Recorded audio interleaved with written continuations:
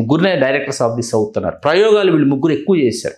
అదుర్ గోపాలకృష్ణ లాంటి వాళ్ళు మలయాళంలో ఉన్నప్పటికీ వీళ్ళు చేసినటువంటి ప్రయోగాలు అంటే ఇప్పుడు దాసరి నారాయణరావు గారు ఒక సినిమా తీశారు, బాలచంద్ర గారు దాసరి పాయింట్ టచ్ చేశాడు, నేనేం చెయ్యాలి అని బాలచంద్ర గారు. విశ్వనాథ్ గారు ఈ సినిమా చేశారు, విశ్వనాథ్ గారు ఇచ్చేస్తే మనం ఇప్పుడు ఏం చేయాలి. మీకు మరో చిత్ర షూటింగ్ జరుగుతుంది, వైజాగ్లో తీశారు సినిమా. షూటింగ్ జరుగుతుంటే మీకు మార్నింగ్ షూటింగ్ క్యాన్సిల్ అట్ట కూడా, ఈవినింగ్ షార్ట్స్ ఏవో ప్లాన్ చేసి మార్నింగ్ నుంచి ఈవినింగ్ దాకా షూటింగ్ లేదు క్యాన్సిల్ చేశారట మన బాలచంద్ర గారు. కమల్ హాసన్ గారు ఏంటి సార్ క్యాన్సిల్ చేశారు షూటింగ్, ఈవినింగ్ పోస్ట్ పోన్ చేశారంటే షూటింగ్. అంటే కమల్ ఇవాళ దాసరి డైరెక్ట్ చేసిన సినిమా రిలీజ్, మనం సినిమా చూడటానికి వెళ్తున్నా ఉన్నారంట. కమల్ హాసన్కి అప్పటి వరకు దర్శకుడు అంటే బాలచంద్రే, ఆయన ఇంట్రడ్యూస్ చేసింది కాబట్టి ఆయనకేంటి బాలచంద్ర గారి నోటి వెంట దాసరి నారాయణరావు అని ఒక డైరెక్టర్ ఉన్నాడు, ఆయన డైరెక్ట్ చేసిన సినిమా ఇవాళ తెలుగులో రిలీజ్ అవుతుంది, మనం ఆ సినిమాకు వెళ్ళాలి అని బాలచంద్ర గారి నోటి వెంట వినటం. అది చాలా అదే ఈ దాసరి నారాయణరావు ఎవరు అట్లా వాళ్ళ మధ్య ఒక అక్కడ వీళ్ళందరూ చెన్నైలో ఉన్నారు కదా, అందరూ ఒకే దగ్గర ఉండటం వల్ల ఏమైందంటే అన్ని 4 భాషల వాళ్ళు చెన్నైలోనే ఉన్నారు మనకి సౌత్కి సంబంధించి. దాంతో ఏమైపోయిందంటే ఎవరు ఏం చేస్తున్నారు వాళ్ళకి ఈ పాయింట్ తట్టింది, వాళ్ళు ఇంత అద్భుతంగా పోర్ట్రేట్ చేశారు, మనం ఇంకా కొత్తగా ఎలా చేయగలం. అందుకే ఈ ట్రాన్స్ఫర్మేషన్ పీరియడ్లో వీళ్ళందరూ వస్తారు, ఈ డైరెక్టర్స్ అంతా వస్తారు. రాఘవేంద్రరావు గారు అప్పుడే వచ్చారు. రాఘవేంద్రరావు గారి మీద తొలినాళ్లలో దాసరి గారి ప్రభావం, బాలచంద్ర గారి ప్రభావం చాలా ఎక్కువ ఉంది. అందుకైనా జ్యోతి, కల్పన, తర్వాత ప్రేమలేఖలు, ఆమె కథ ఇలాంటి సినిమాలన్నీ తీశాడు ఆయన. ప్రయోగాత్మక సినిమాలు ఇవన్నీ, వీటిలో జ్యోతి, కల్పన సూపర్ డూపర్ హిట్స్ అనమాట. రాధాకృష్ణ, శోభన్ బాబు, ప్రేమలేఖలు ఇవన్నీ హిట్స్, చాలా బాగా తీశాడు రాఘవేంద్రరావు గారు. ఆయనకి ఏంటంటే కమర్షియల్ డైరెక్టర్ అవ్వాలి, కమర్షియల్గా ట్రాన్స్ఫార్మ్ అవ్వాలి అని ఆయన వెరీ బిగినింగ్ రాజా అనే సినిమాతో డైరెక్టర్ అయితే రాజా బాబు ఈ సినిమాలు చేశాడు. అవి ఫ్లాపులు, శోభన్ బాబు గారితో చేసి పాపం బాగా తీసాడు కమర్షియల్గా, గ్రాండెడ్గా. కేఎస్ ప్రకాష్ రావు గారు అబ్బాయి గారు, ప్రేమ్ నగర్ డైరెక్ట్ చేసిన కేఎస్ ప్రకాష్ రావు గారు అబ్బాయి చేస్తే అవి ఫ్లాప్లు అయ్యేటప్పటికి ఆయన ఈ ఆఫ్ బీట్ వైపు వచ్చి మళ్ళీ లేదు నేను కమర్షియల్గా వెళ్ళాలి అడవి రాముడితో అక్కడి నుంచి రాఘవేంద్రరావు గారిది. దాసరి నారాయణరావు గారు ఏంటంటే హీరో ఉన్నా హీరో లేకపోయినా కథలో నుంచి పుట్టుకొచ్చిన పాత్రలు, అట్లా చాలామంది గొప్ప ఆర్టిస్టులు వచ్చారు దాసరి నారాయణరావు గారు. ఒకవైపు శివరంజని, బహుదూర బాటసారి, తర్వాత 7 అంతస్తుల మేడ, ఒకటి కాదు దాసరి నారాయణరావు గారు నాన్ స్టాప్ హిట్స్ కదా, 12 అండి, 12 సూపర్ డూపర్ హిట్ సినిమాలు నాన్ స్టాప్, 12 100 days, వాటిలో కొన్ని సిల్వర్ జూబ్లీలు, నాన్ స్టాప్ 12. రామారావు గారితో మనుషులంతా ఒక్కటే, నాగేశ్వరరావు గారితో దేవదాస్ మళ్ళీ పుట్టాడు, ప్రేమాభిషేకం, రాముడు గారి కృష్ణుడు, శ్రీవారి ముచ్చట్లు, అప్పటిగా ఇట్లాంటి సినిమాలన్నీ చేసి ఈ టైంకి 80s ఏమైందంటే రాఘవేంద్రరావు గారు 70s వచ్చేసారు, దాసరి గారు రాఘవేంద్రరావు గారు వాళ్ళిద్దరూ పోటాపోటీగా చేసుకుంటూ, ఒకవైపు విశ్వనాథ్ గారితో దాసరి నారాయణరావు గారు పోటీ పడేవారు, ఒకవైపు రాఘవేంద్రరావు గారితో పోటీ పడేవారు, ఇంకోవైపు విశ్వనాథ్ గారితో పోటీ పడేవారు.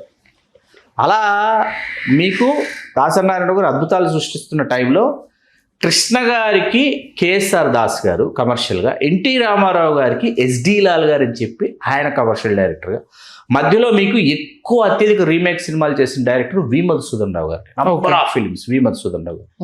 హైయెస్ట్ ఫిలిమ్స్ రామారావు గారికి, రామారావు డైరెక్షన్ తర్వాత మీకు డి యోగానంద్ గారు వీళ్ళు కనిపిస్తారు, రాఘవేంద్రరావు గారు. నాగేశ్వరరావు గారికి వి మధుసూదన్ రావు గారు హైయెస్ట్ ఫిల్మ్స్ డైరెక్ట్ చేశారు, వి మధుసూదన్ రావు గారు ఇంతమంది డైరెక్టర్స్ మనకు కనిపిస్తారు. ఈ టైం ట్రాన్స్ఫర్మేషన్లోనే మీకు 80s వచ్చేటప్పటికి కోదండరామిరెడ్డి గారు, కోడి రామకృష్ణ గారు, రవిరాజ పినిశెట్టి గారు, బి గోపాల్ గారు, వీళ్ళతో పాటు టి కృష్ణ, అభ్యుదయ భావాలు గల టి కృష్ణ, మాదాల రంగారావు గారు, తర్వాత వేజెళ్ల గారిని ఒక దర్శకులు, ధవళ సత్యం గారు, జంధ్యాల గారు, రేలంగి నరసింహారావు గారు, ఎంతమంది దర్శకులు వస్తారు. వీళ్లతో పాటు రచయితల్లో జంధ్యాల గారు డైరెక్టర్ అయ్యారని చెప్పి పరశురు బ్రదర్స్ కూడా కొన్ని అద్భుతమైన సినిమాలు తీశారు. కాయ రాజా కాయ అని, శ్రీకట్న లీలలు, ప్రజాస్వామ్యం, చాలా బాగుంటాయి సినిమాలన్నీ.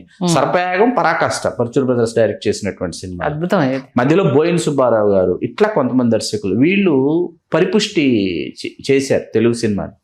టి కృష్ణ గారు 6 సినిమాలే చేశారు. కోదండరామిరెడ్డి గారు రాఘవేంద్రరావు గారితో పోటీ పడుతూ కమర్షియల్ సినిమా అంటే రాఘవేంద్రరావు గారి సినిమా, కోదండరామిరెడ్డి సినిమా అనేటటువంటి పరిస్థితుల్లో వాళ్ళ సినిమాలు అంటే విశ్వనాథ్ గారు, రాఘవేంద్రరావు గారు, దాసనారాయణ గారు, కోదండరామిరెడ్డి గారు, కోడి రామకృష్ణ గారు, విజయబాబు నాయుడు గారు ప్రొడ్యూసర్ నుంచి డైరెక్టర్ గా ట్రాన్స్ఫార్మ్ అయ్యారు. వంశీ గారు డైరెక్టర్ అయ్యారు. వంశీ గారు ఆయన తరహాలో, ఆయన పందాలు, ఆయన సినిమాలు ఇస్తున్నారు.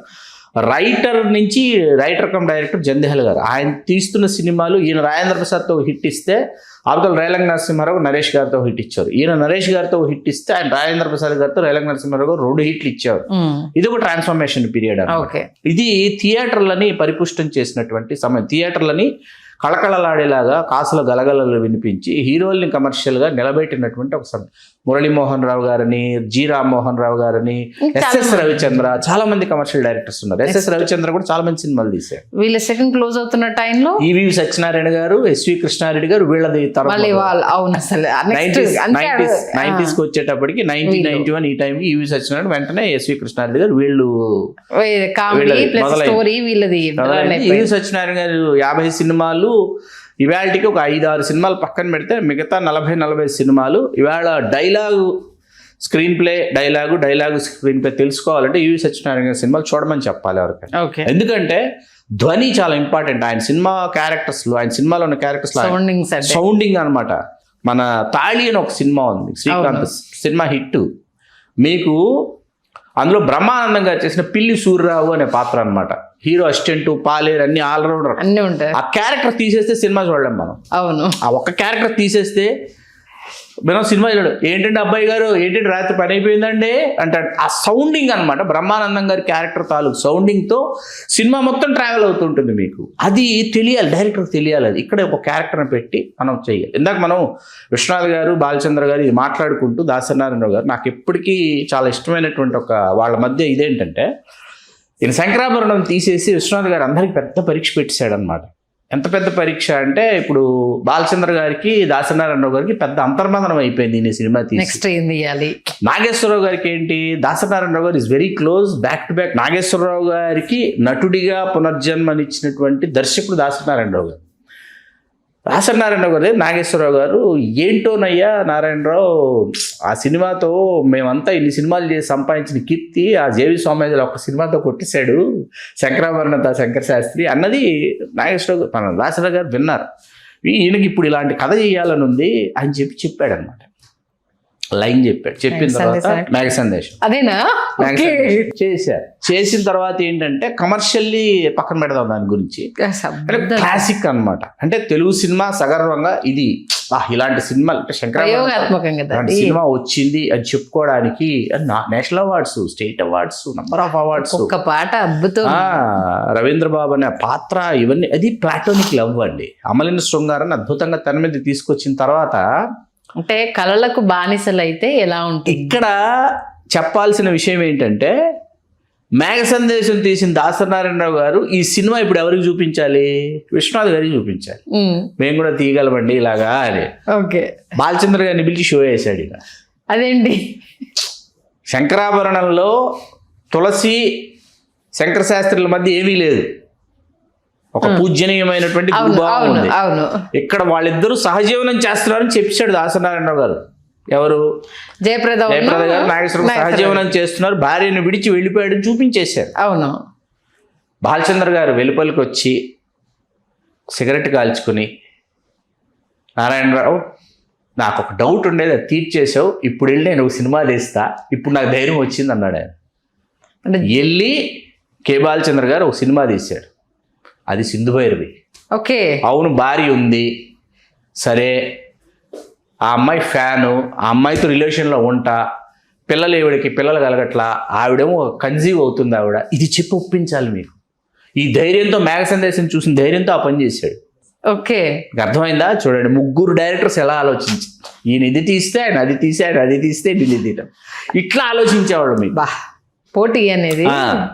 సరే, ఇవాళ మీరు రాజమౌళి గారు, సుకుమార్ గారు, మన త్రివిక్రమ్ గారు, పూరి జగన్నాథ్, ఇక్కడ రాజమౌళి గారు, సుకుమార్ గారు, త్రివిక్రమ్, పూరి, నలుగురు 4 స్తంభాలు లాంటి వాళ్ళు. ఎందుకు గుణశేఖర్ గారు వీళ్ళ తర్వాత మాట ఎందుకు ఈ నలుగురు పేర్లు చెప్పానంటే, కమర్షియల్ కాదు అక్కడికే వస్తాయి. ఈ నలుగురు సీరియస్ గా సాహిత్యాన్ని చదువుకున్నటువంటి దర్శకులు. Okay, very serious book readers, book lovers till today. దయచేసి సినిమా పరిశ్రమకు రావాలి, సినిమా పరిశ్రమలో మేము ఏదైనా చెయ్యాలనుకుంటున్న వాళ్ళకి చెప్పేది ఏంటంటే, సీరియస్గా సాహిత్యాన్ని చదవండి, పుస్తకాలని చదవండి, అందులో నుంచి పాత్రలు పుట్టుకొస్తాయి, సన్నివేశాలు పుట్టుకొస్తాయి, మీరు అర్థం చేసుకోండి అని చెప్పడం. చాలామంది వాళ్ళు ఏంటంటే సినిమాని చూసి సినిమా తీద్దాం అనుకుని వస్తున్నటువంటి ఒక తరం అనమాట. మీకు అర్థమైంది. ఓకే. మధ్యలో మనకు చాలా మంది దర్శకులు ఉన్నారండి. ముప్పలనేని శివ గారు చాలా మంది సినిమాలు తీశారు, వీరశంకర్ గారు, తర్వాత భీమనేని శ్రీనివాస్ గారు number of remakes super hits ఇచ్చారు.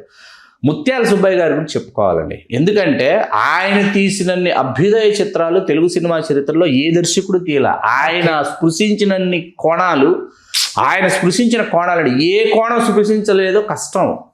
అరుణకిరణం దగ్గర నుంచి మొదలెడితే ఇది అసలు ఒకటి కాదని ఆయన చేసింది. అసలు చిరంజీవి గారు పునర్జన్మ హిట్లర్ రీమేక్ అయినా తెరకెక్కించాలి కదా. పవిత్ర బంధం, పెళ్లి చేసుకుందాం, ఎలాంటి సినిమాలు ఆయన చేసింది. ఒక్కొక్క డైరెక్టర్ గురించి ఒక్కొక్క ఎపిసోడ్ మాట్లాడుకోవచ్చు. చాలా పెద్ద విషయం. ఒక్కొక్కరి గురించి మనం అసలు ఎన్ని చేయొచ్చు అని చేయొచ్చు, మనం అద్భుతాలు చేయొచ్చు. ఎందుకు ఆ లెగసీని కావచ్చు, ఆ కంటిన్యూ జర్నీని కావచ్చు, ఇప్పుడున్న డైరెక్టర్స్ సాహిత్యాన్ని చదవటం లేదండి. ఇందాక చెప్పినట్టు సాహిత్యాన్ని చదువుకోకుండా వస్తున్నారు. తర్వాత టీవీలో వస్తున్న షోలు, ఇన్స్టాలు, మరొకటి ఇంకోటి, చుట్టూ ఉన్నటువంటి ఇన్ఫ్లుయెన్స్ చేస్తున్నటువంటి ఇవేవైతే ఉన్నాయో వీటి మీద ఇప్పుడు ఇందాక ఈవి సత్యనారాయణ గారి గురించి మాట్లాడుకున్నాం. 10-15 మంది రచయితలు ఉండేవాళ్ళు ఆయన దగ్గర. దీంట్లో ఆ 10-12 మందో 15 మందో ఒక్కొక్కరికి ఒక్కొక్క వెర్షన్, ఒక్కొక్కరు రాసిన ఆయన కూర్చొని దగ్గర పెట్టుకుని చదువుకొని ఆయన ఒక వెర్షన్ రాసుకునేవారు. ఆయన థాట్ ప్రాసెస్లో ఆయన ఒక వెర్షన్ రాసుకుని దాన్ని ఇవాళకి ఎవరైనా సరే నన్ను ఈవీవి సత్యనారాయణ, ఎస్వి కృష్ణారెడ్డి అంటే నేను ఈవీవి సత్యనారాయణ అని అంటాను నేను. ఓకే. ఆయనకు రాసుకోవడం వచ్చు, ఏం కావాలో తెలుసు, ఏం తీయాలో వచ్చు. ఆయన ఒక్కసారి ఏంటంటే ఆమె లాంటి సినిమా తీసి చూపించాడు, అమ్మో 1వ తారీఖు లాంటి సినిమా తీసి చూపించాడు ఆయన. ఆయన జానర్ డిఫరెంట్ వేరు. దాంట్లో మళ్ళీ మనల్ని ఆలోచింపజేస్తాడు, నవ్వించాడు, ఏడిపించాడు. మీకు ఆయనకిద్దరు లాంటి సినిమాలు కూడా మనల్ని కంటతడి పెట్టిస్తాడు ఆయన ఈవి సత్యనారాయణ గారు.